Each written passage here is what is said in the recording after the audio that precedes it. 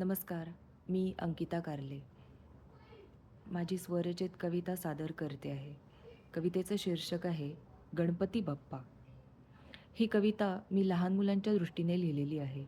इंटरनेटवरती मला एक फोटो दिसला होता गणपतीचा, ज्यात असं दाखवलं होतं की गणपती एका बाईकवर बसलेला आहे आणि तिथे असं लिहिलं होतं, "मी आता येतोय, मी आता येतोय." तर त्यावरून सुचलेली ही बालकविता मी आता सादर करते.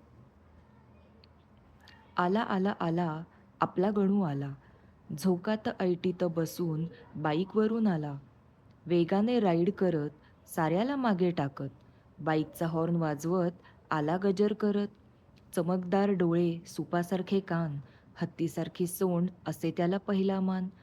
जग झालं मॉडर्न तसं गणू देखील बदलला, तरी भेटीचा उत्साह तो मात्र नाही बदलला. बाईकवरून आला गणू, मग उंदीर मामा कुठे गेला?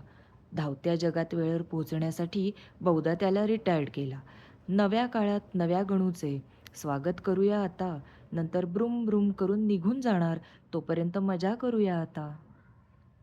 त्यामुळे अशी ही एक बालकविता लहान मुलांसाठी लिहिलेली. धन्यवाद.